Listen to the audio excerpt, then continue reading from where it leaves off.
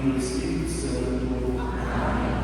Também hoje temos o Adriano conosco, seja bem-vindo para o Tiago, também serve, também todo o povo de Deus aí. Vamos dar uma salva de palmas a ele.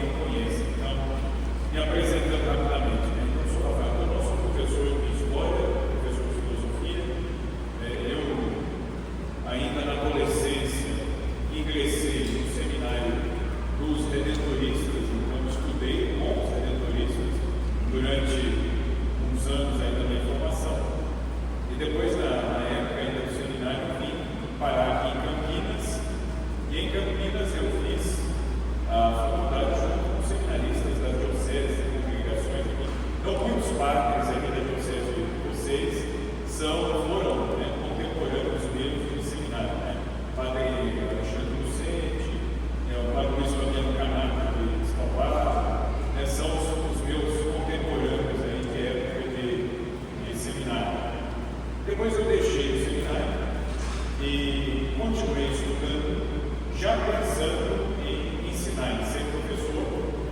E aí então continuei estudando em Campinas, conheci a comunidade da Advogada, comecei a namorar, me casei, me consagrei como leigo lá na comunidade da Advogada e então continuei morando ali em Campinas. Eu não sou de Campinas, eu sou de São João da Boa Vista. Eu sou nascido em São João, minha família está lá, só eu estou avulso de Campinas.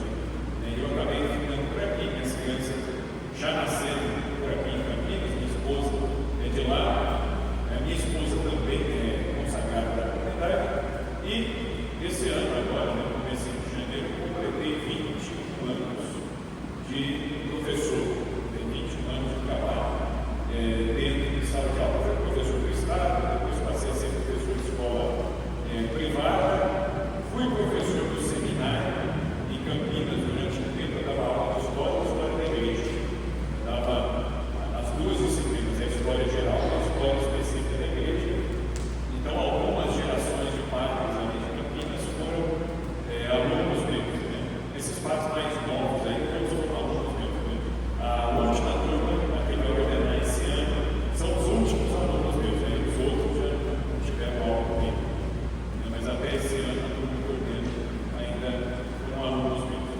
Então, muito bem, então, isso aqui me apresentando aqui um pouco. E, curiosamente, muita coisa me liga a este assunto de Guadalupe. Lá em Campinas, onde eu moro, o território onde eu moro é a paróquia Santuário de Nossa Senhora de Guadalupe. Então eu estou saindo da Guadalupe de lá para vir falar da Guadalupe do cá. Então é a padroeira da minha paróquia lá também.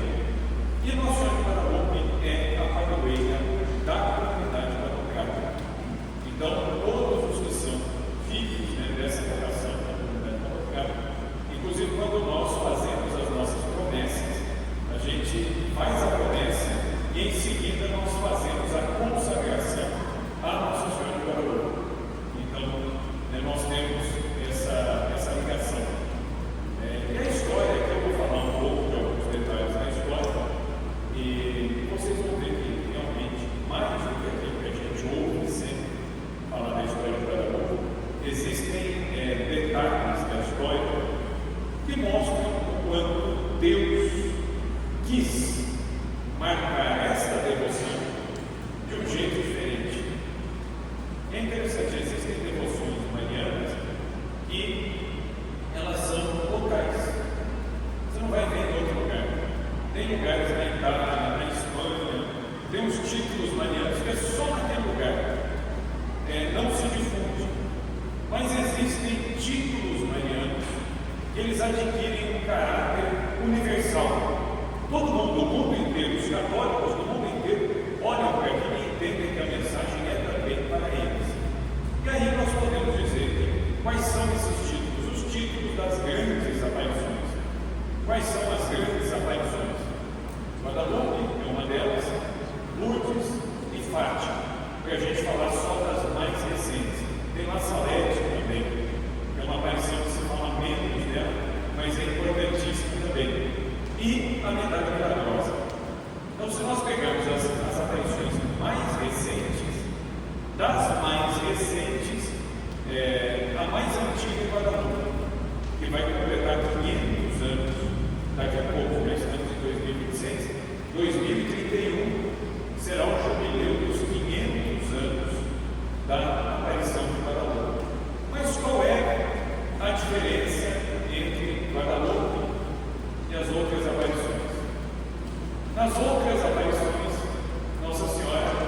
esteve no lugar.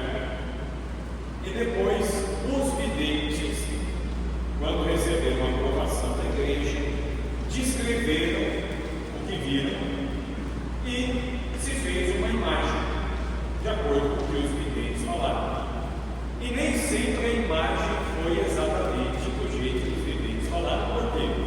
Às vezes algum padre, algum bispo olhava e falava: não ficou bom, não, faz assim. É o que aconteceu com Fátima. Nossa Senhora apareceu em Fátima, daquele jeitinho que a gente vê, um véu comprido até o pé. Só que o problema não é o véu está certo. Nossa Senhora de Fátima tem um cordão no pescoço todo, isso tinha também, o terço na mão, isso tinha também, estava toda de branco, isso também está certo. Agora, o que ele não tinha e foi colocado em Fátima? O vestido que Nossa Senhora usava por baixo não é um vestido reto, uma túnica até o pé. Como que os pastorinhos viram Nossa Senhora? Vestida como portuguesa. Nossa Senhora apareceu como uma portuguesa que usava camisa e saia. E a saia ia até a canela. E aí um dos padres que fez a análise da aparição pelo cônego Formigão, lá de Lisboa, o cônego Formigão falou: imagina fazer uma imagem de Nossa Senhora com as pernas canelas. Que coisa mais absurda. E aí ele, a irmã Lúcia, descreveu Nossa Senhora de um jeito, e ele foi lá e disse que o escultor pode combinar o vestido até o pé. A Nossa Senhora ficou com o vestido até o pé, porque o cônego Formigão não queria que aparecesse as canelinhas de Nossa Senhora na imagem. Então, não, isso não dá, não. Pode combinar o vestido. Então, as imagens, elas nem sempre refletem perfeitamente aquilo que foi visto. Em Lourdes, Nossa Senhora apareceu, Santa Bernadette descreveu. Santa Bernadette é uma menina muito simples, analfabeta. Ela tinha 14 anos e não tinha feito a primeira comunhão, porque ela não tinha conseguido decorar o catecismo. Naquela época, quem não decorava o catecismo, e olha que não precisa nem ser da época de Santa Bernadette, eu tenho aqui as cabeças aqui que deve ser dessa época, e tinha que decorar o catecismo. Se não decora o catecismo, não faz primeira comunhão. Santa Bernadette não conseguiu, porque ela não decorava, ela tinha uma memória muito ruim. Era uma menina que não se alimentou bem na infância e na adolescência, porque ela não cresceu. Ela era muito pequena. Santa Bernadette tinha 1,50 m. Ela era minúscula, pequenininha assim. Ela não cresceu, ela tinha uma memória mínima. Tanto é que quando ela foi relatada a aparição, o bispo de Tarbes perguntou para ela, falou assim: e por que nós acreditaríamos que Nossa Senhora desceu do céu à terra para aparecer justo para você? Como que você explica? O que Santa Bernadette respondeu? Ela era sem instrução, não era boa. A resposta veio na ponta da língua. Ela falou com o bispo: porque Nossa Senhora não achou ninguém mais ignorante, mais pobre do que eu. Se ela tivesse achado, eu teria aparecido para ela e não para mim. E realmente ela reconheceu que ela era a mais pobre e a mais ignorante das meninas que existiam ali. E o mais interessante, para a gente ver como são as coisas de Deus, Bernadette tinha uma memória péssima, ela não decorou o catecismo. Aquilo que Nossa Senhora disse para ela nas 18 aparições, ela nunca se esqueceu. E é interessante que tentaram confundir a Bernadette. Eles colocaram uma porção de padres em cristãos e eles ficavam de propósito perguntando coisas ao mesmo tempo. Então ela falou isso, então ela falou aquilo, para ver se ela se confundia. E ela, em mais de 50 depoimentos diferentes, ela nunca se esqueceu de uma palavra ou trocou algum argumento que ela disse. E isso era admirável, porque todo o resto ela confundia, mas o que ela ouviu de Nossa Senhora, ela não confundia. Ela sabia, ela relatava da frente para trás, de trás para frente, em graça de Deus. E ela relatou como ela viu Nossa Senhora. Aí então o que eles fizeram com isso? Chamou o escultor mais famoso da França. Era um sujeito que trabalhava como curador, inclusive, das obras de arte do Museu do Louvre, e falou para ele: olha, a gente quer que o senhor faça em mármore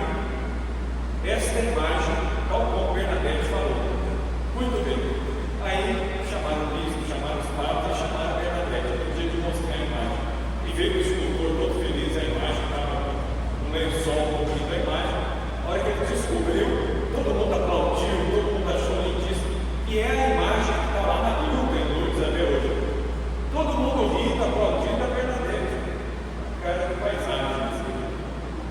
E aí o bispo perguntou para ela: você não gostou, minha filha? Ela falou: é bonito, mas não é a senhora que eu vi na vida. E aí o escultor ficou furioso, ele falou: mas como não? Ela falou assim: a imagem está errada. Ela deve ser muito sincera, não tinha pegado na mim. Falou: a imagem está errada. Ele falou: como que está errada? Eu faço imagem de uma senhora desde que eu era menino. Como que a imagem está errada? Ela falou: o senhor fez ela olhando para cima. Ela não olhava para cima, ela olhava para mim. E eu estava embaixo. E realmente a imagem da gruta, você vê lá, a senhora de Lourdes, ela olha para o céu. Ela olha para a Bernadette, ela não estava olhando para o céu, ela olhava para mim. Ela estava em cima, eu estava embaixo, o olho dela era virado para baixo, falando comigo. E aí, resultado, a Bernadette não gostou. Aí tentaram convencer: olha, mas é muito bem feito, ele é muito talentoso. Ela falou: só não é quem eu vi. E aí o bispo perguntou a ela: e qual imagem das que você já viu se assemelha mais à senhora da gruta? Ela falou: a imagem que está no altar lateral da paróquia. Na paróquia de Lourdes tinha uma imagem da Imaculada, apareceu no Senhor das Graças, com as mãos estendidas. E Bernadette dizia: aquela sim, é uma imagem bem mais antiga. Aí um outro escultor pegou aquele modelo, pegou o que Bernadette falou e fez uma imagem menor. E ele queria dar de presente para a Bernadette. Quando ele trouxe a Bernadette, sorriu. Ela falou: é ela, agora sim. Então, quando nós falamos das aparições, o que sobra das aparições? A mensagem e a imagem. A imagem é relatada pelo vidente e a mensagem é preservada, estudada e aprovada pela igreja. Obviamente, existem aparições e a igreja não aprova. E a igreja tem, eu vou falar disso já, critérios muito simples para aprovar ou desaprovar. Aí é importante nós, como católicos, sabermos quais são os critérios que a igreja tem. A igreja tem documentos, a igreja coloca no catecismo, a igreja tem todo o critério para dizer: não, isso é verdade, isso não é verdade. Mas dá para saber? Dá para saber. Então, o que sobra é a mensagem e a imagem. Mas em Guadalupe acontece uma coisa que não aconteceu em nenhuma aparição. Porque em Guadalupe o que restou não foi a imagem descrita pelo vidente. O que resta em Guadalupe é a imagem que o próprio Deus imprimiu da sua mãe sobre um manto de mantido. E em Guadalupe nós temos um privilégio único, porque é como se fosse uma aparição que não acabou. As outras aparições elas aconteceram e acabaram em Guadalupe e não acabou, porque quis Deus que a imagem de sua mãe ficasse gravada do mesmo jeito que Mantiero viu, nós vemos. Do mesmo jeito que nosso Senhor apareceu para ele, ela fixou a sua imagem para que nós também pudéssemos ver. Então, Guadalupe é uma aparição permanente. Ela não acabou. Nossa Senhora está lá. Ela mesma disse para Mantiero: eu quero que você vá ao bispo e diga a ele para que me construa aqui uma casinha, porque eu que sou sua mãe quero ouvir os seus lamentos, quero curá-los e dispensar as graças necessárias para que vocês se salvem. Esse foi o pedido de Nossa Senhora, uma casinha, onde ela queria receber os filhos dela. E nessa casinha, ela deixou a sua imagem. Então, em Guadalupe acontece o que não acontece em lugar nenhum. A antiga missa de Nossa Senhora de Guadalupe, antes do Concílio Vaticano II, depois os ritos, depois do concílio, a igreja simplificou um pouco. Então, algumas orações, algumas antífonas, elas desapareceram. Mas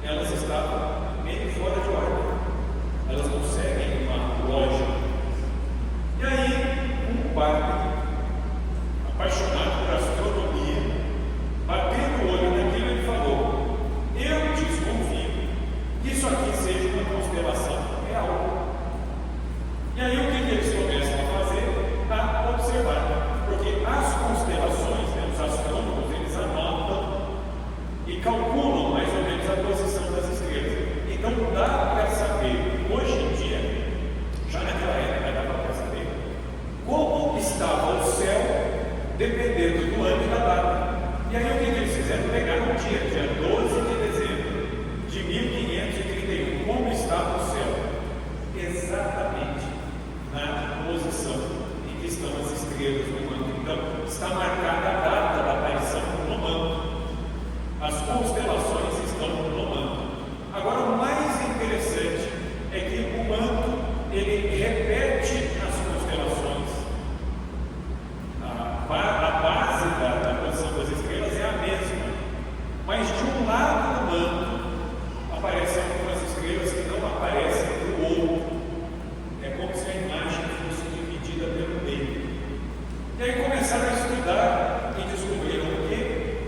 Que no manto de Guadalupe nós temos a posição das estrelas no céu no dia 12 de dezembro de 1531, no hemisfério sul e no hemisfério norte, acima da linha do Equador e abaixo da linha do Equador.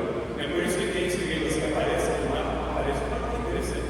Então, de fato, quando a igreja proclamou Nossa Senhora de Guadalupe como a patrona, a padroeira das Américas, do continente americano, a igreja fez isso com muita sabedoria, com muita razão, porque Nossa Senhora traz as constelações dos dois hemisférios, norte e sul, no seu manto. Ela aparece morena. Nós sabemos quem eram os povos que já viviam por aqui antes do descobrimento dos indígenas. E tem a pele morena, mais avermelhada. Ela aparece assim. Ela aparece na cor do povo que já estava por aqui. E aparece vestida como uma princesa asteca. Os astecas, eles entendiam que o rosa, ou o rosa, tons de rosa, era a vestimenta própria das filhas do imperador, das filhas do rei. Tanto que, quando os astecas viram essa imagem, eles entenderam que ou ela é mãe de um rei, ou ela é filha de um rei. Acontece que ela é mãe, filha e esposa de um rei. Ela é filha predileta de Deus Pai, é mãe de Deus Filho, e é esposa do Espírito Santo. O rosa. Então, os astecas entenderam as sinais nesta imagem e fez com que os indígenas entendessem perfeitamente quem estava se manifestando por ali. Tanto é que depois da aparição de Guadalupe, o número de batismos aumentou absurdamente, porque aí os indígenas entendiam, de fato, só existe um Deus e a mãe deste Deus veio morar aqui, numa casinha que ela mandou erguer para ela, no meio do nosso povo. Então, é assim que nós devemos entender a imagem de Guadalupe. A imagem de Nossa Senhora de Guadalupe, ela tem também uma característica que, em relação às outras imagens de Nossa Senhora, ela tem uma vantagem. Por quê? As outras imagens de Nossa Senhora são representações que a igreja, que a tradição, que a piedade dos fiéis foi fazendo ao longo do século. Em Guadalupe nós temos uma imagem que não foi feita pela piedade dos católicos, ela foi feita pelo próprio Deus. Deus deu. Ela veio pronta. Então, por isso, não se trata de uma imagem qualquer. É uma imagem dada pelo próprio Deus. É um modelo, é um protótipo. E quando a gente olha para a imagem, o que a gente percebe? É uma imagem da Imaculada. É Imaculada. Ela tem a lua debaixo dos pés, ela está com as mãos postas, tem um anjo ali embaixo e ela traz uma faixa preta amarrada aqui no alto, na boca do estômago, na altura do externo, que na época dos judeus era um sinal de maternidade. E os indígenas astecas entendiam que também uma faixa preta na altura do ventre é sinal de maternidade. Olha que interessante, porque eles também tinham esse sinal. Então, o que os astecas entenderam quando viram? Os outros indígenas viram, ela está grávida. Ela está expectação. É a mulher vestida de sol do capítulo 12 do Apocalipse. Então, nesta imagem, nós temos o quê? Uma base bíblica também. É a mulher do capítulo 12 de Apocalipse. A mulher vestida de sol, que tinha a lua debaixo dos pés. É a mulher a quem o dragão procurava devorar o filho que ia nascer. Por acaso Herodes não tentou matar Jesus? O dragão é a representação do mal, mas concretamente o dragão, materialmente falando, era Herodes, e queria matar Jesus e matou os santos inocentes. São José foge, é avisado pelo anjo, com Nossa Senhora mandando Jesus para o Egito. Então é a mulher do Apocalipse 12, que nós temos na imagem de Guadalupe. Então, nós temos uma imagem inteiramente baseada na Sagrada Escritura, uma imagem que apareceu em circunstâncias milagrosas, miraculosas, uma imagem incultural que Nossa Senhora abraçou as características daquele povo, né, e apareceu uma cor daquele povo, com cores simbólicas para aquele povo, para dialogar com aquele povo. Então, e é uma imagem dada por Deus. O próprio Deus, na sua providência, quis que a imagem permanecesse. Bom, então, não se trata de uma imagem qualquer. Mas como que a história começa? A história começa um pouco antes de 1531. Na América inteirinha, se nós pegarmos o nosso continente inteirinho, apenas 3 povos se desenvolveram mais. E são povos mais ali da América Central: astecas, maias e incas. Esses povos sabiam ler, sabiam escrever, já usavam dinheiro, tinham um imperador, tinha uma pirâmide social bem organizada, possuíam exércitos, conheciam matemática, conheciam técnicas de engenharia, conheciam técnicas de irrigação, já sabiam enxertar semente. Por exemplo, os incas, o que eles faziam? Eles pegavam a semente de milho, pegavam o milho, arrancam a espiga. O que eles faziam? Sabe aquele miolo branco do milho? O que os incas faziam? Eles cortavam aquilo ali e pegavam milho de outra qualidade, pegavam milho amarelo, cortava aquele negócio branco, pegava o milho roxo e cortava a parte branca do milho roxo e colocava a parte em outro, plantava isso na terra. Nascia o quê? Nascia um tipo de milho mesclado, e mesclado ali era mais rosado, misturava o amarelo com o roxo, nascia um milho rosado e tinha um grão maior. Eles já sabiam fazer isso. Os incas, eles criaram, eles foram fazendo esses cruzamentos, esse enxerto, eles tinham 20 tipos de milho diferentes. E eles conseguiram criar um milho que rendia, que era chamado de milho de urubamba, ou a semente desse milho era desse tamanho. Então ele tem uma espigona assim, e rende muito. E por que eles faziam isso? Porque a base da alimentação deles era milho. Então, desenvolveram agricultura, desenvolveram. Só que de todos os povos indígenas que existiam na América, só esses 3 avançaram mais. E aí o que acontece? Esses que avançaram mais começaram a fazer o quê? A judiar daqueles que avançaram menos, a escravizar os que avançaram menos, a cobrar impostos dos que avançaram menos. É o que acontecia no México. Qual era o povo dominante do México? Os astecas. Então os astecas, eles pegavam povos menores, obrigavam esse pessoal a produzir para eles, a plantar e repartir parte do que eles plantavam com eles, guerreavam contra esses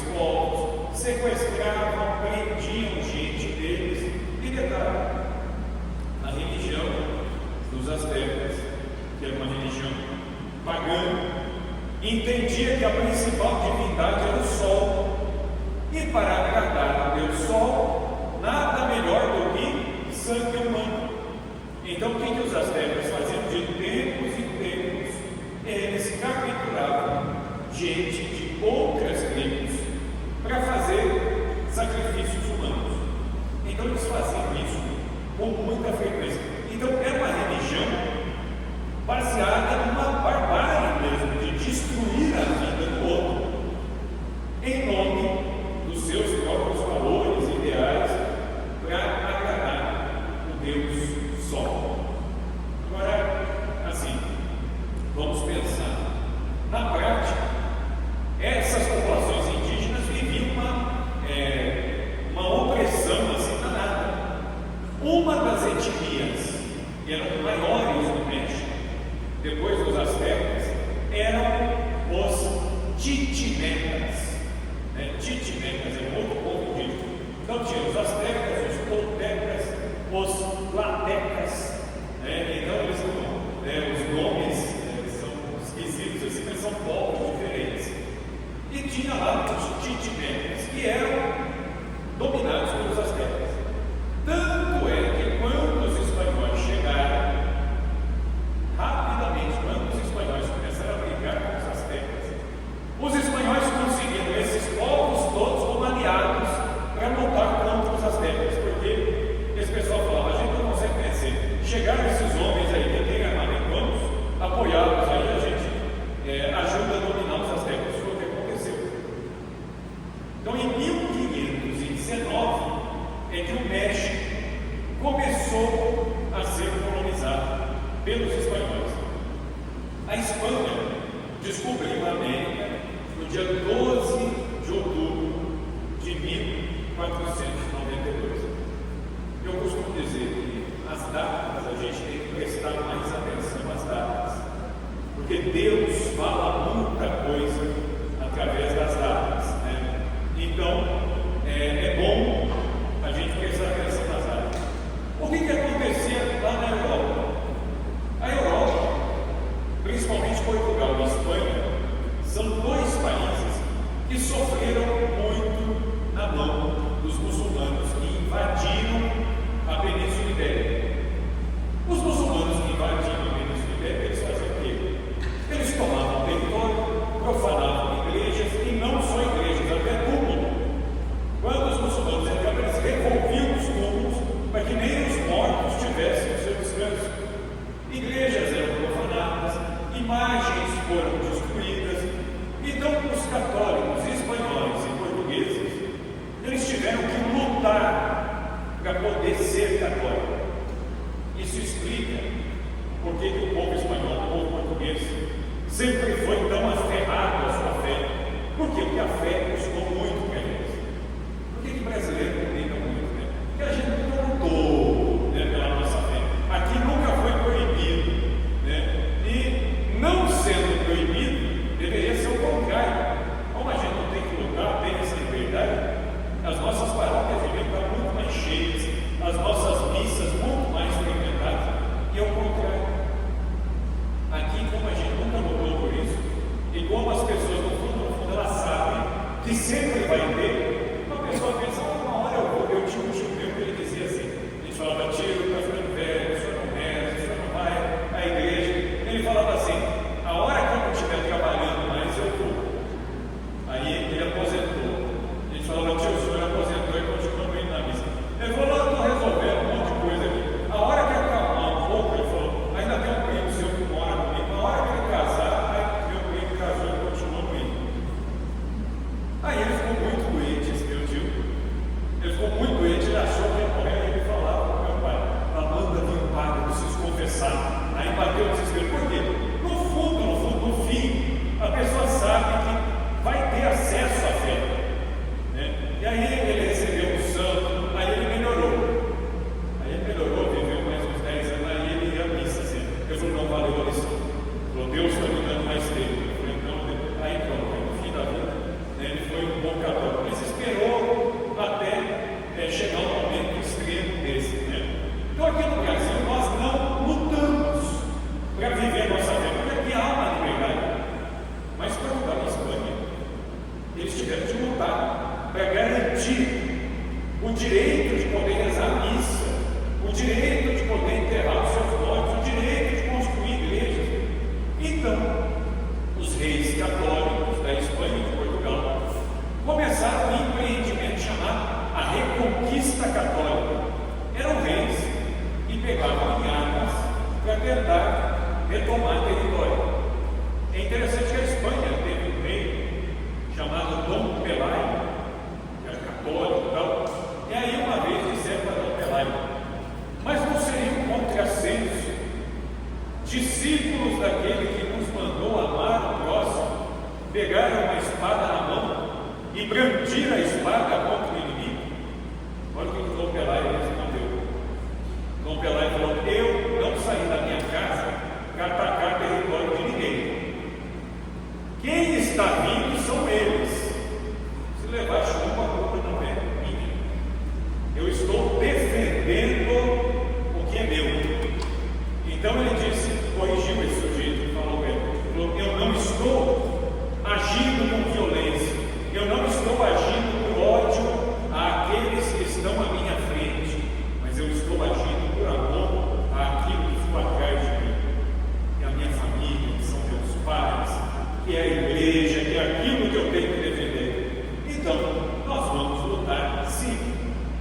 Então os católicos tiveram que lutar muito ali para ter essa retomada.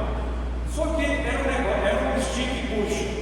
Os católicos retomavam o território, daqui a pouco chegavam mais muçulmanos, invadiam, recuavam de novo. Aí retomavam de novo, recuavam de novo.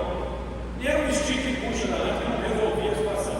Até que, na Espanha, veio uma rainha, uma mulher. Então veja bem, né? Tantos homens não resolveram o problema. Aí veio uma mulher chamada Isabel de Castela, a rainha Isabel de Castela. A Isabel de Castela já era uma moça mais velha, ela não tinha casado. E a Espanha estava numa guerra interna. Ao invés dos reinos cristãos se juntarem por um objetivo comum, os católicos estavam brigando por território entre eles. Aí a Isabel de Castela falou: não, eu vou resolver esse negócio. O que ela fez? Ela foi até o rei de Aragão, que já estava velho, e foi bem sincera na conversa. Ela disse: olha, o senhor já viveu muito, já trabalhou muito, mas o tempo vai passando. E o senhor tem um filho, que é o herdeiro do trono, que é mais novo que eu. Para acabar com essa briga, com essa guerra interna aqui, eu proponho o seguinte: eu me caso com seu filho e nós juntamos os territórios da Espanha. O rei topou. Só que ela casou com um homem mais velho, mais novo que ela era mais velha, teve um trabalho danado para ela, casar com o rapaz. E o rapaz, além dela, ele tinha outras tantas, então ela sofreu assim, terrivelmente com os casos extraconjugais ali, que é o rei Fernando. Mas uma coisa ela dizia, ela falava assim: é mulherengo que só, mas é católico.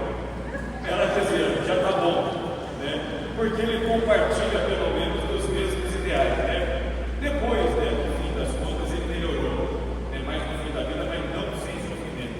Ela sofreu bastante com as infidelidades do marido. Para a gente ver que a história ela não é feita só de gente santa, é feita de gente, aliás, muito pecadora. Às vezes Deus se serve de gente muito pecadora para fazer alguma coisa no seu povo. Ela se casou com o rei Fernando e ela era daquelas mulheres bem decididas. E aí ela falou: eu vou resolver esse negócio da reconquista do território. Os territórios que ainda estiverem na mão de muçulmano, eu vou retomar.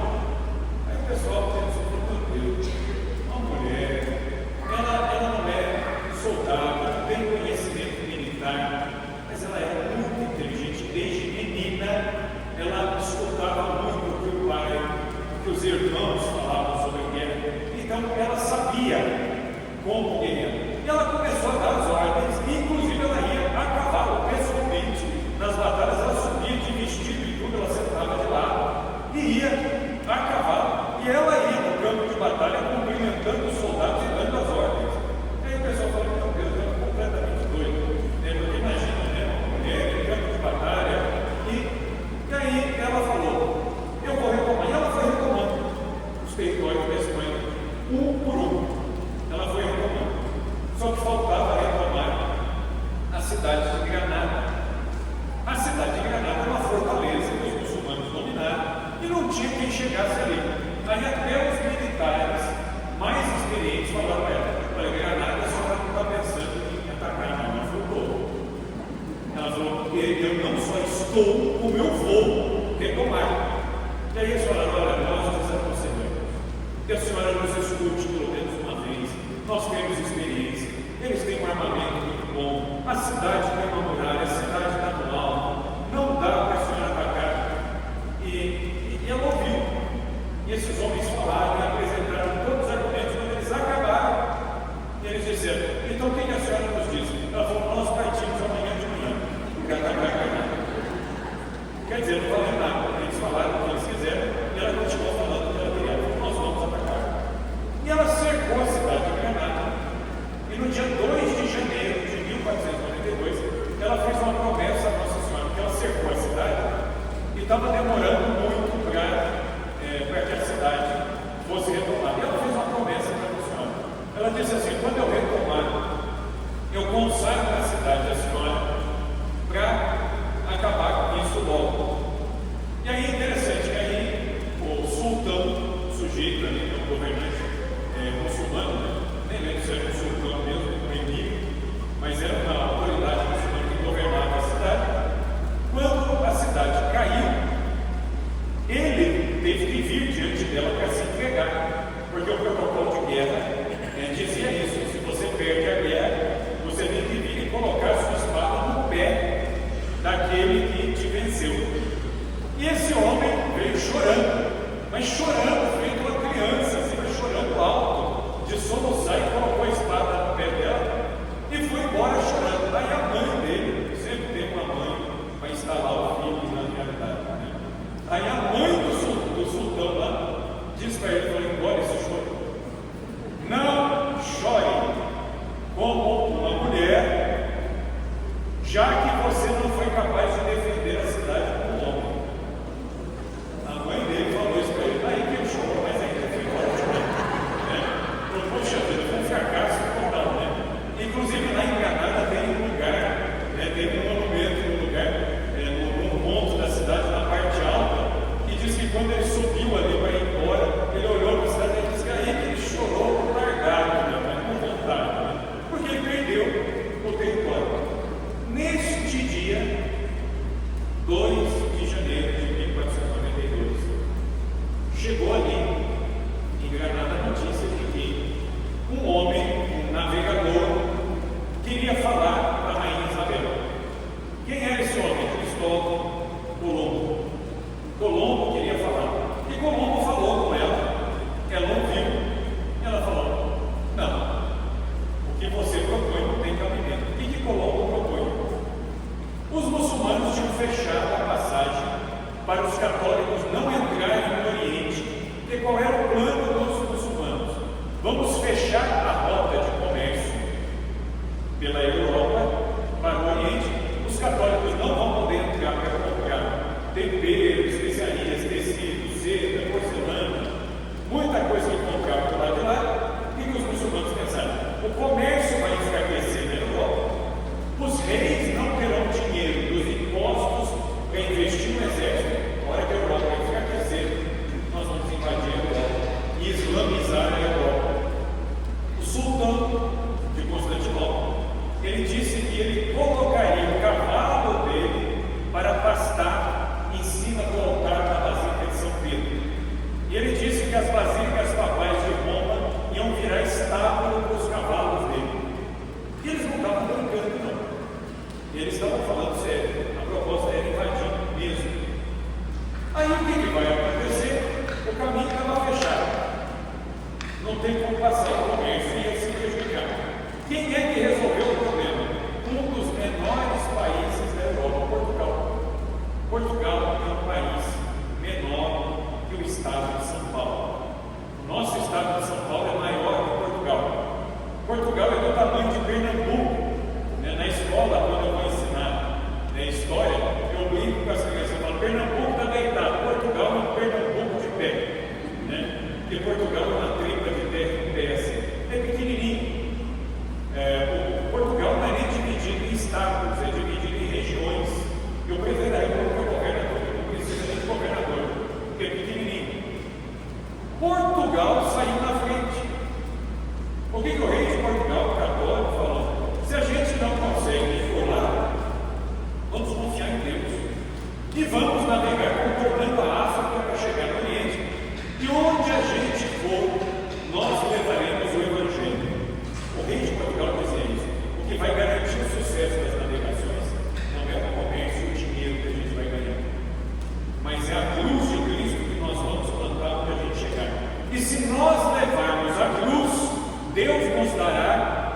bens. Essa era a lógica de Portugal. Primeiro o Evangelho, porque o que Jesus diz no Evangelho: buscar primeiro o reino de Deus, e todas as outras coisas vos serão acrescentadas. Qual era o plano econômico de Portugal? Nós cuidamos das coisas de Deus e Deus cuida das nossas. Esse é o plano econômico de Portugal.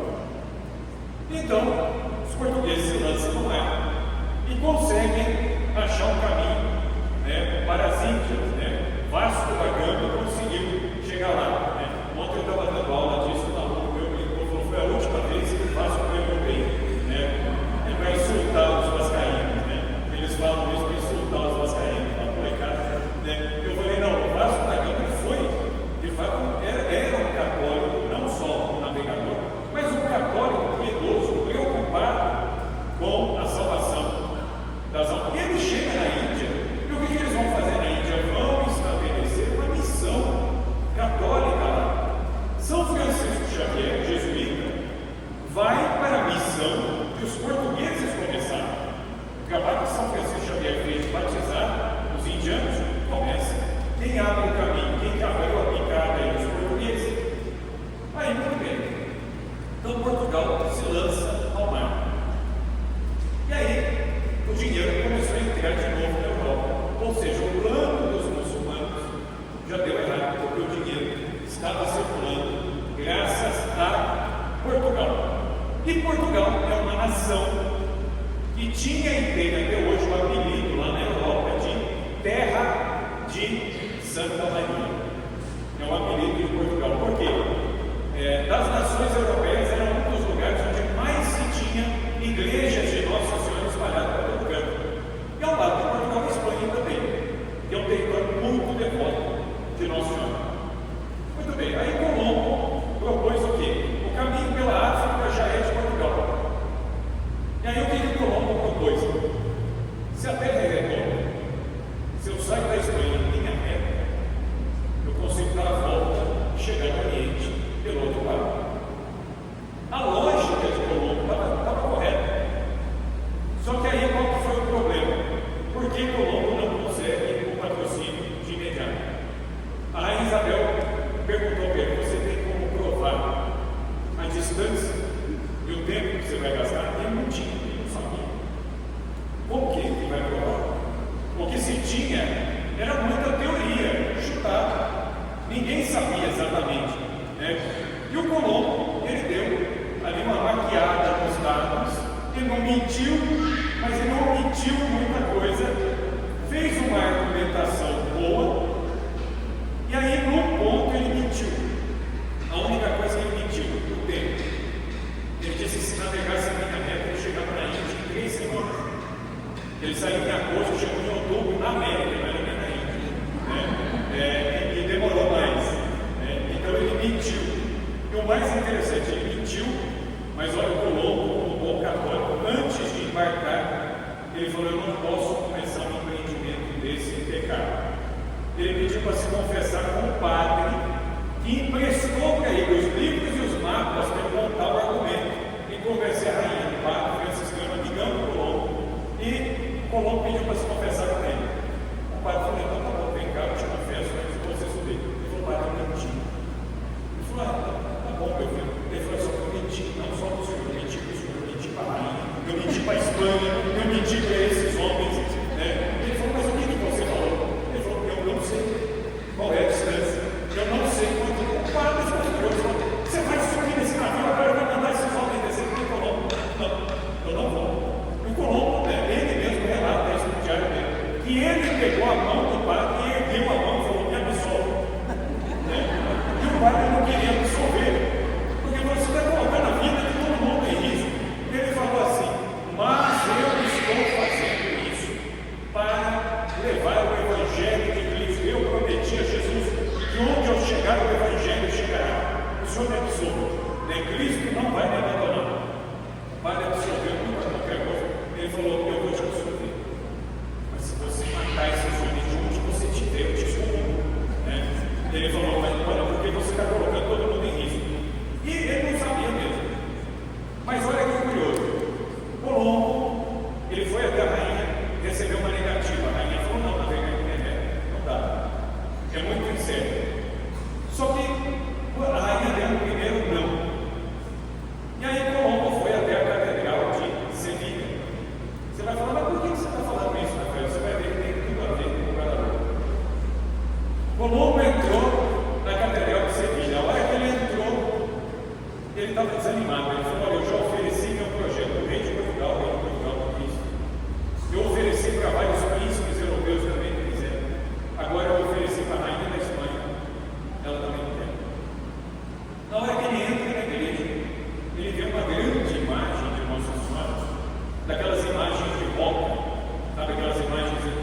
cabelo, com roupa igual a Nossa Senhora das Dores de Limeira, é assim, né? Tem a padroeira da diocese lá, a imagem principal dela no altar, assim, uma imagem que volta o olho de vidro, né? São aquelas imagens bem específicas. Na hora que o Colombo entrou, ele viu uma imagem dessas de Nossa Senhora, e ele se ajoelhou e falou para Nossa Senhora: minha mãe, eu estou cansado de pedir para os reis e rainhas da terra. E ele disse para Nossa Senhora: eu tenho certeza de que é possível navegar, de que é possível levar o Evangelho a pessoas onde o Evangelho não chegou. Ele falou: mas eu cansei de pedir para os reis e rainhas da terra, então eu vou pedir para a senhora, que é a rainha do céu, que a senhora mova o coração da rainha da Espanha, para que ela me patrocine. E ele viu que na cabeça daquela imagem de Nossa Senhora não tinha uma auréola, não tinha uma coroa, não tinha nada. E aí ele fez uma promessa, ele falou para Nossa Senhora: onde eu chegar, se tiver ouro, o primeiro quinhão de ouro vai ser para fazer uma coroa e colocar na cabeça dessa imagem da senhora. A Nossa Senhora não ia perder uma dessa.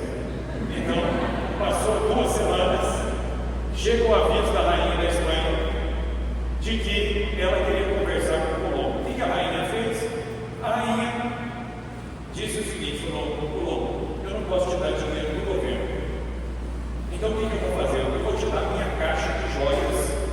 Você venda as minhas joias e equipe aí a expedição para navegar em linha reta. E aí Colombo, ele não conseguiu muitas embarcações, ele conseguiu 3. Mas ele fez questão de que a primeira se chamasse Santa Maria. Santa Maria, Pinta e Ninha. Ninha era uma caravela minúscula, por isso que ele deu o nome de menina. Era uma menininha, era uma caravelinha, né? Mais abarrachada, né? Arracada, né? Pequenininha assim. Então, Santa Maria, Pinta e Ninha. Esse homem veio à América, né? Não sabia que era América, mas ele veio por intercessão de Nossa Senhora. Ele veio pela bondade de uma rainha, só que essa rainha não era qualquer rainha. Isabel de Castela, ela foi educada. Na monarquia, vocês sabem disso, o pai, a mãe, o rei, a rainha, eles quase não cuidam dos filhos, né? Geralmente são aios que criam os príncipes. Quem foi a aia de Isabel de Castela? Foi Santa Beatriz da Silva. É uma santa portuguesa que foi a fundadora da primeira ordem religiosa dedicada à Imaculada Conceição de Nossa Senhora. A marca da Imaculada em tudo que envolveu o descobrimento da América está desde o início. A rainha foi educada por Santa Beatriz. A rainha era devotíssima da Imaculada. Ela construiu várias igrejas honrando a Imaculada Conceição de Nossa Senhora da Espanha. E detalhe, o dogma não era proclamado, o dogma só foi proclamado no século XIX. E a Espanha e Portugal eram as 2 nações que amavam e defendiam o privilégio da Imaculada Conceição. Portugal e Espanha amavam tanto a Imaculada Conceição de Nossa Senhora que os papas deram uma permissão que é única, só é válida para Portugal e Espanha. E no caso da Espanha, alguns países colonizados pela Espanha ganharam esse privilégio. Qual é o privilégio? De os sacerdotes poderem usar paramento azul nas festas de Nossa Senhora. Nós não temos paramento azul aqui no Brasil. A gente coloca às vezes o azul, né, para enfeitar, né? Às vezes os padres, os diáconos têm lá um galão, né, que bordado, que é azul, mas o fundo sempre é branco. Em Portugal e na Espanha existe o chamado privilégio do azul, porque eram países que defendiam a Imaculada Conceição. A rainha Isabel, devota da Imaculada Conceição. Colombo prometeu a Nossa Senhora, fez uma promessa para que Nossa Senhora o ajudasse. E ele vem. E olha que interessante, no dia em que a rainha expulsou os muçulmanos retomou o direito dos católicos foi o dia que Colombo falou com ele. E quando Colombo descobre a América, dia 12 de outubro de 1492, dia 12 de outubro é o dia da festa de Nossa Senhora do Pilar, que é a padroeira da Espanha. Então dá para ver claramente que a providência divina recompensou a coragem dos reis espanhóis de defender a fé católica dentro do seu território, dando à Espanha um novo território. A Espanha descobriu. E o mais interessante, a Espanha não tinha tecnologia desenvolvida de navegação, a tecnologia era toda de Portugal. Mas não coube a Portugal, coube a Espanha. Eles chegaram no dia da padroeira da Espanha, que hoje é dia da nossa padroeira também. Nossa Senhora Aparecida é 12 de outubro, mas Nossa Senhora Aparecida nem sempre foi dia 12 de outubro, era 11 de maio antigamente, e depois se passou para o 12 de outubro. Então nós vemos a mão da providência conduzindo as coisas. Só que a colonização espanhola começa em 1492, aí a Espanha resolveu rachar a descoberta, deu um pedaço para Portugal. Por quê? Toda a tecnologia era de Portugal. E eles reconheceram isso.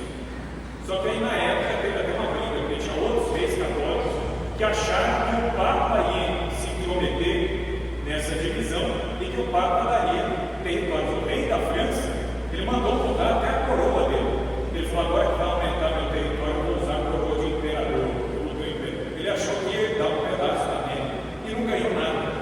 E aí ele ficou furioso. O Papa escreveu uma carta muito mal educada, dizendo: onde está o testamento de Adão que dividiu as terras do mundo entre Portugal e Espanha? O Papa nem respondeu, né? E deixou o rei da França lá furioso com isso. Ele queria a terra também, não ganhou nada. Portugal ganhou um pedaço, a Espanha ficou com a maior parte, né? Começou a colonização. Os franciscanos foram os primeiros evangelizadores daqui, do Novo Mundo, do continente americano. Só que o que vai acontecer em 1519 é que os espanhóis chegaram no México graças a Hernán Cortés. O Cortés, vocês têm uma ideia, quando aconteceu a mais de 5 anos, ele era vivo. Esses eventos aconteceram e o Cortés, ele tomou conhecimento disso, né? O Hernán Cortés foi colonizar aqueles territórios ali, chegou no México, descobriu a civilização dos astecas, uma civilização poderosa, organizada, com pirâmides. Mas o que espantou profundamente os espanhóis? Os rituais que eles faziam. Eu visitei Guadalupe em novembro agora. Eu estive lá, agora em novembro. E eu fui visitar lá as pirâmides astecas, a pirâmide do Sol e a pirâmide da Lua, em Teotihuacan, né, que é um sítio arqueológico fora da cidade do México. Eu fui lá.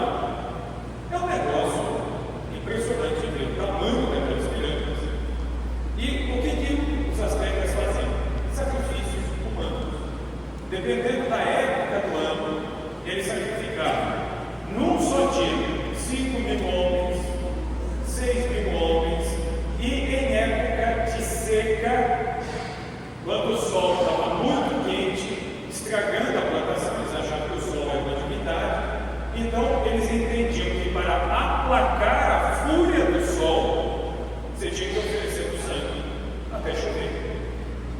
E aí eles não paravam o sacrifício, até mudar. Se não chovesse, mudasse a temperatura pelo menos, aí eles já começavam a diminuir o sacrifício. Não, eles não paravam. Então teve casos que os espanhóis presenciaram de sacrifícios de 15.000 pessoas no mesmo dia. Como que eles faziam isso? Não era qualquer um que eles queriam sacrificar, eles pegavam gente de outras tribos, mas eles queriam pegar o quê? Guerreiros que fossem mais fortes, pegavam um sujeito mais bonito, um sujeito como eu queria matar, né? Falando, isso aqui não compensa, volta a ficar bravo, né? Então ia pegar um mais arrumado, assim, né? Falando, não, isso aqui compensa, né? Então, eles escolhiam guerreiros para poder sacrificar. E às vezes eles não pegavam só guerreiros, eles pegavam muito bebê.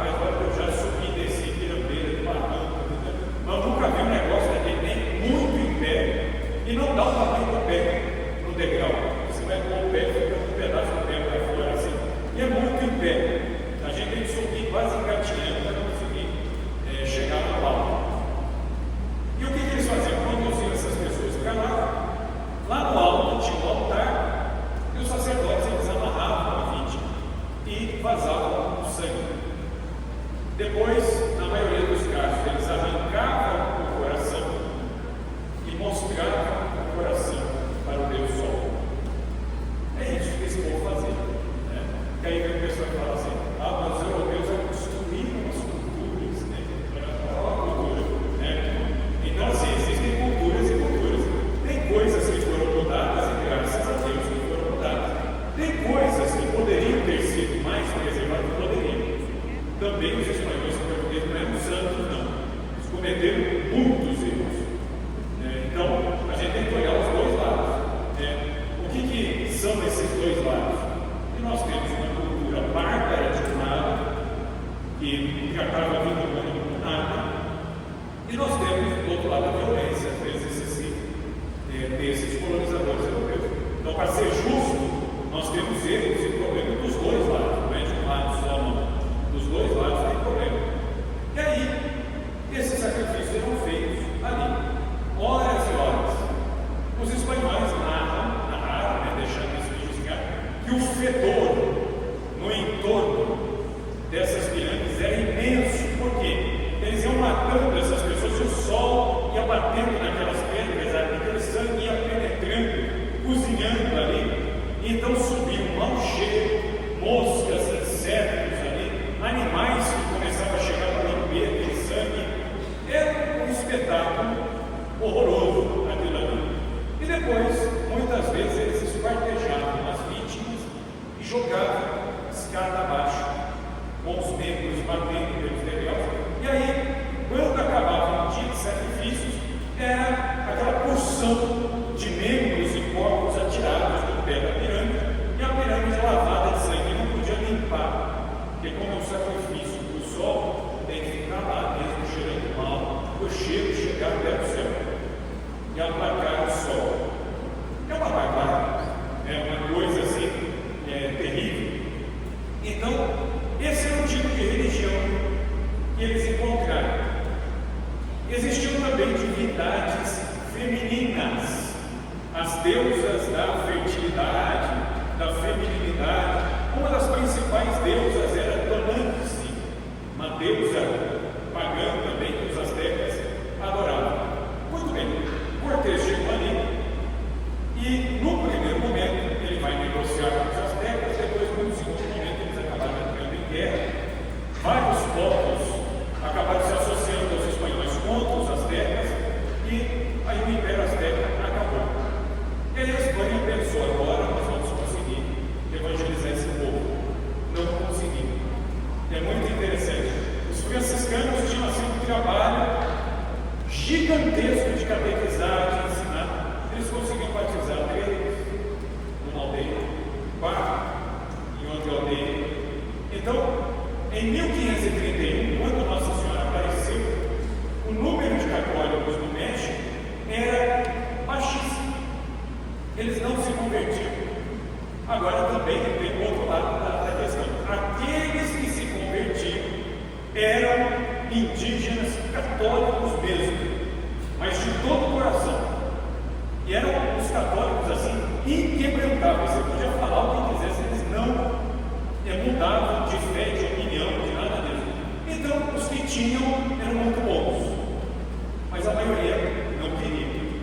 E por que eles eram muito apegados aos costumes, aos cultos, aos mortos que eles tinham, os rituais deles de bruxaria para resolver o problema, para fazer malefício para os outros? Eles gostavam muito disso, desse negócio do malefício e tal. Tinha isso aí. Os franciscanos rezavam, faziam penitência, faziam de tudo. Nada mudava ali a situação, nada mudava aquele quadro.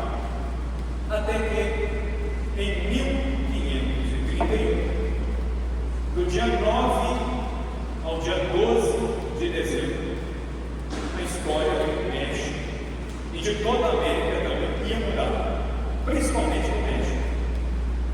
Dia 9 de dezembro foi a primeira aparição de Nosso Senhor da Luz.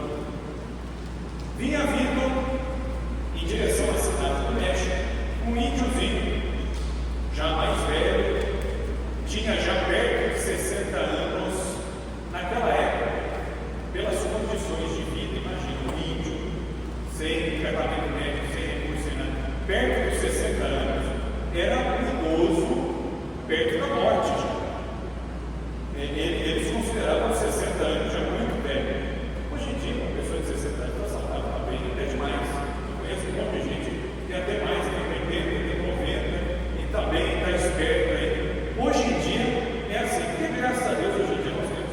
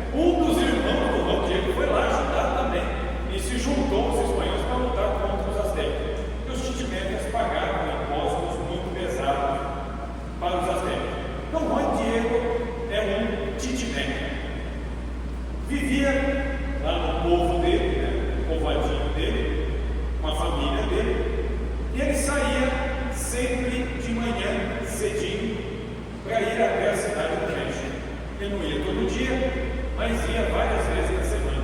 Para quê? Para a catequese, para se confessar e para participar da missa. Então, e andava quilômetros, né? No fim do ano agora, eu já tinha lido isso. Aí eu peguei o mapa, eu falei, não, eu quero sair de onde o Diego morava e ir até o santuário lá de Guadalupe. Aí eu falei isso com o rapaz lá, estava acompanhando a gente, ele falou, não faz isso não. Ele falou, é muito longe, ele falou, você não tem ideia. Eu falei, não, mas não dá para ir a pé? Ele falou, dá, né? Um índio que não tinha carro, não ia a pé, né? Ele falou assim, eu não aconselho. E olhando o mapa, parecia relativamente perto. Eu fui fazer o trajeto com o pessoal que estava comigo, era uma peregrinação. Eu levei o pessoal e falei com o motorista de ônibus, dei o endereço dele, falei, a gente vai sair daqui até o santuário de Guadalupe. Porque depois do santuário, até chegar na catedral, que é onde o Diego ia, é mais longe ainda. Aí muito bem, aí eu fui. Nós vimos lá onde era a casa do Diego, de uma igreja hoje em cima, de uma igreja de Nossa Senhora de Guadalupe. Aí nós vimos a igreja e tal, pegamos o ônibus e eu falei, não é possível, eu vou o caminho. E aí eu perguntei para ele, falei, é aqui mesmo? Ele falou, não, é aqui, só tem esse caminho, não tem outro. E ele falou, aqui não tem nem como errar, né? E de todo jeito você vai sair do santuário. Aí nós andamos. Aí eu perguntei para ele, eu mais ou menos quanto aqui? Né? Faz muita volta e o ônibus vai devagar. Ele falou, aqui mais ou menos uns 15 quilômetros. Eu falei, 15 quilômetros? Tá bom.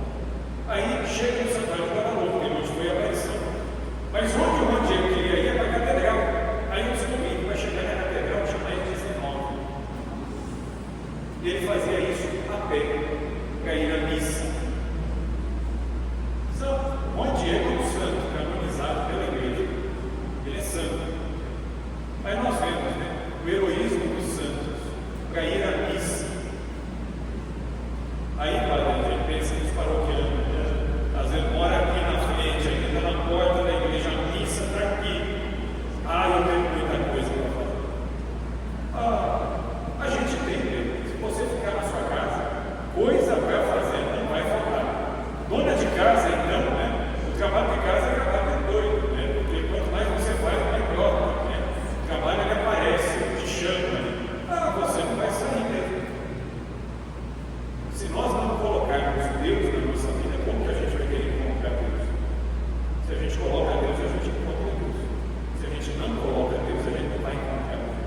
Tem na minha vida, está falando com a Deus, falando, que às vezes ele pergunta, né, para as pessoas, olha, a sua está com problema, está com dificuldade, está indo na missa direitinho. Então, padre, pronto, começa aí. Se nós não temos tempo para Deus, para as coisas de Deus, todo o resto vai se desordenando, todo o resto vai se bagunçando. Não tem como. E o Diego andava tudo isso. E olha que interessante, a primeira aparição de Nossa Senhora foi dia 9 de dezembro de 1531, um sábado, que é o dia consagrado à Nossa Senhora. Era um sábado de manhã.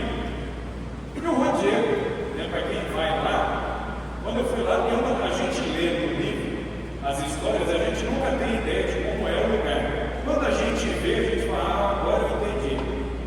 De onde o Diego vinha, tinha um morro alto, só que o resto do caminho é plano.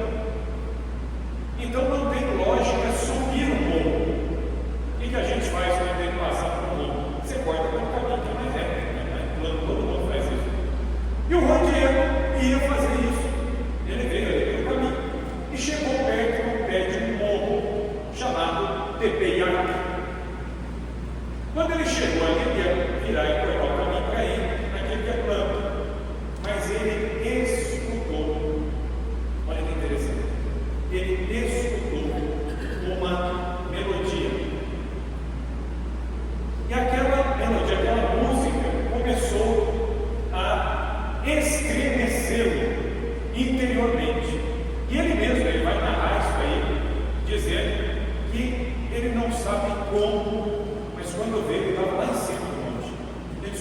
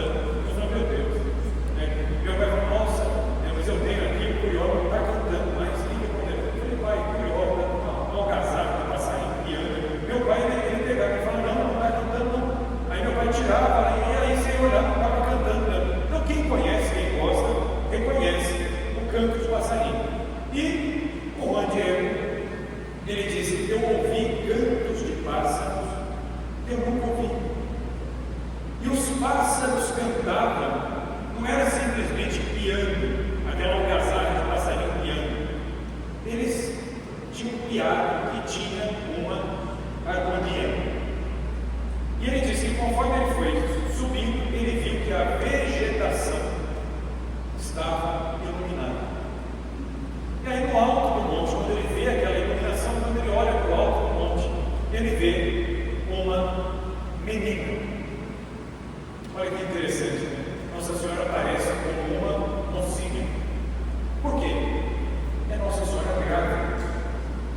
Nós sabemos, né, pelo relato dos Evangelhos, que Nossa Senhora devia ter seus 15, 16 anos quando ela concebeu Jesus. Então, de fato, ela era uma menina, ela era uma mocinha. E o Diego, ele vê uma mocinha diante dele. Ela era vestida de sol, havia um ralo, o ralo, né, o halo, né, com H-A-L-O, né, o halo ou ralo é o quê? É uma espécie de, quase uma circunferência, algo que contorna a imagem, como nós vemos aqui, os raios. Para um indígena ver isso, fica muito claro que qual era a principal divindade indígena? O sol. Essa mulher vai estar na frente do sol. Quem é que tem autoridade para cobrir o sol?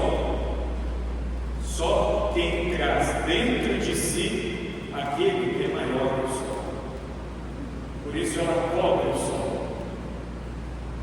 Então, imagina o indígena, e para os índios o sol era a figura que mais aparecia nos desenhos deles. E essa mulher cobre o sol. A segunda figura, que na religião indígena tinha um caráter divino, era a lua. A lua, o sol é a divindade masculina, a lua é a divindade feminina. O que ela tem nos pés? A lua. Ou seja, ela pisa na lua. Aquilo que para nós é divindade, ela pisa.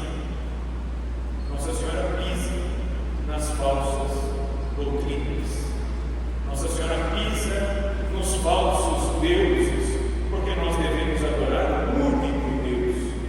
E ela traz no seu ventre, bendito o fruto do seu ventre. Então, ele entendeu.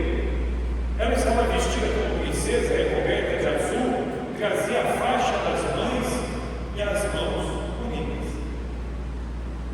E ela o chama. E olha que interessante como Nossa Senhora chama o Juan. Ela diz Juan Dieguito. Ela chama de Dieguinho, diminutivo. E ela fala: Juan Dieguito é menor dos mis hijos, o menor dos meus filhos. Olha que contradição interessante. Ele já era um homem de 60 anos, e quem se apresentava diante dele era a mãe dele, mais moça que ele. Ele velho e ela moça, e ela o chama de filho. E ele reconhece quem ela era. É interessante, na maioria das aparições, os pobres dos videntes, eles ficam tempo, todo mundo pergunta: mas com quem que você está falando? Eu não sei, não falou o nome. Bernadette, mesmo perguntar para Bernadette: você está falando com Nossa Senhora? Não, não falou o nome. Aí o padre falou: então pergunta. Ela perguntava: o que Nossa Senhora disse? Agora eu não posso falar. Nossa Senhora disse: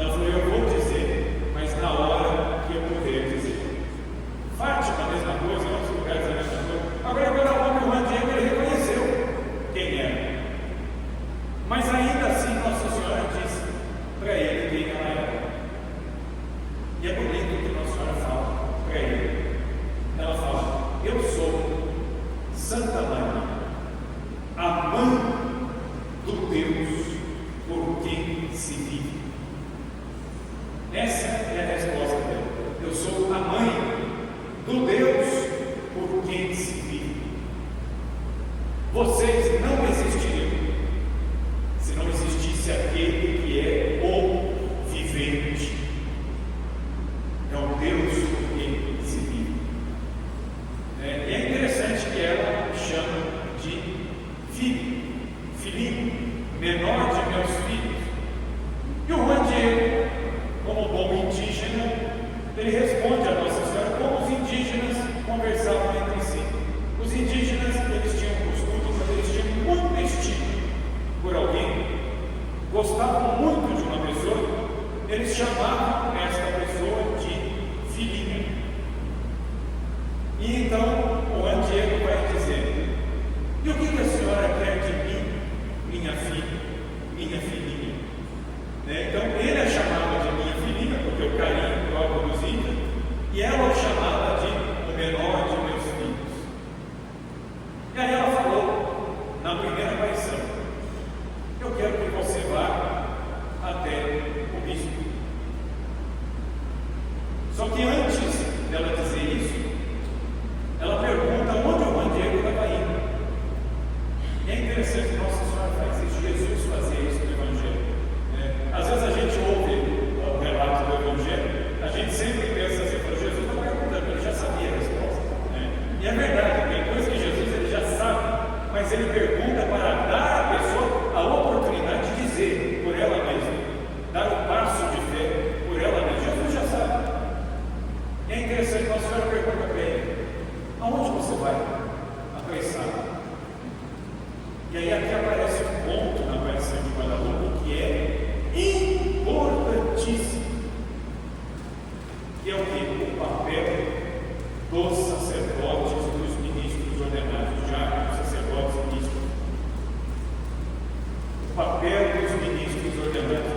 Porque olha o que Juan Diego diz para Nossa Senhora: eu estou indo até a casa de Nosso Senhor, na cidade do México, onde os seus sacerdotes, que são imagens vivas de Nosso Senhor, nos ensinam as coisas do céu e nos dão os sacramentos.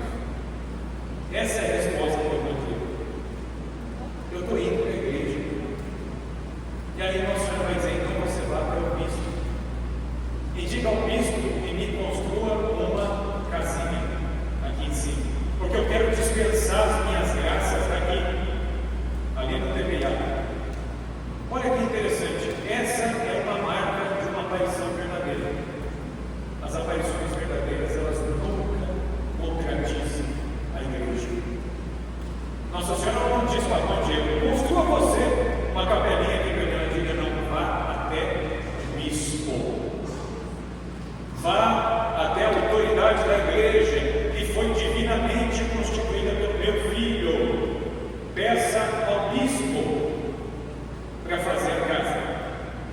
O Juan Diego foi e tentou falar com o bispo, tadinho. Imagina, um índiozinho simples chegou lá e os empregados do bispo maltrataram, receberam ele de qualquer jeito. E aí, no primeiro momento, ele não consegue. Aí depois ele vai conversar com Nossa Senhora de novo. Ele estava passando de novo pelo DPA. E aí ele vai se encontrar com o Nosso Senhor. Mas isso são cenas dos próximos capítulos. Nós vamos fazer um intervalo